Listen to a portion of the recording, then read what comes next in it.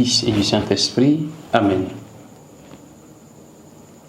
Viens, Esprit du Seigneur, viens inonder nos cœurs, viens nous combler de ta présence, viens nous purifier par ta présence, viens nous montrer le chemin vers le Seigneur Jésus.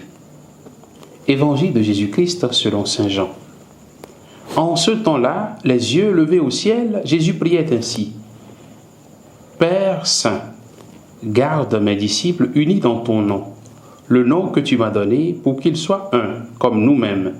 Quand j'étais avec eux, je les gardais unis dans ton nom, le nom que tu m'as donné.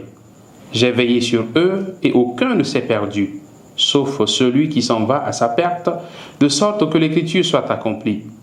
Et maintenant que je viens à toi, je parle ainsi dans le monde, pour qu'ils aient en eux ma joie et qu'ils en soient comblés. Moi, je leur ai donné ta parole, et le monde les a pris en haine, parce qu'ils n'appartiennent pas au monde, de même que moi, je n'appartiens pas au monde. Je ne prie pas pour que tu les retires du monde, mais pour que tu les gardes du mauvais. Ils n'appartiennent pas au monde, de même que moi, je n'appartiens pas au monde. Sanctifie-les dans la vérité, ta parole est vérité. De même que tu m'as envoyé dans le monde, moi aussi je les ai envoyés dans le monde.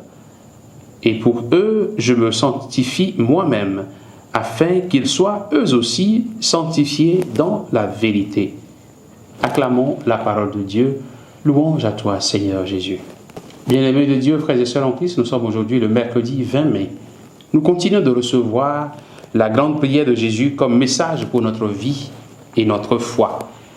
En ce jour, le Seigneur prie pour ses disciples.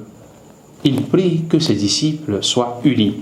Jésus prie pour notre unité. Puisqu'il est uni au Père, et le Père est uni à lui, il voudrait également que ceux qui lui appartiennent soient eux aussi unis entre eux.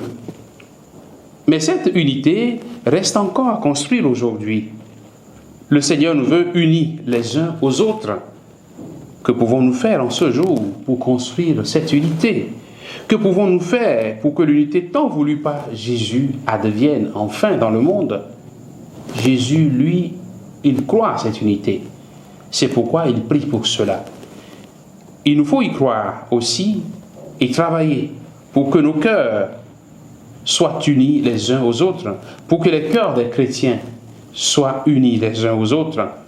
Comme Jésus, nous sommes invités à prier pour l'unité des chrétiens, qu'elle ne soit pas seulement manifestée quelques jours dans des prières, mais qu'elle imprègne nos vies et notre façon d'annoncer Jésus afin que le monde croie.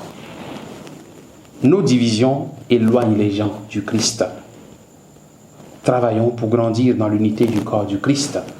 Recherchons cette unité. Prions en ce jour pour tous les chrétiens dans le monde entier, afin que nos divergences deviennent des diversités qui construisent l'unité du corps du Christ Jésus, notre Sauveur.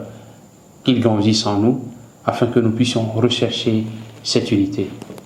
Qu'il nous bénisse, au nom du Père et du Fils et du Saint-Esprit. Amen.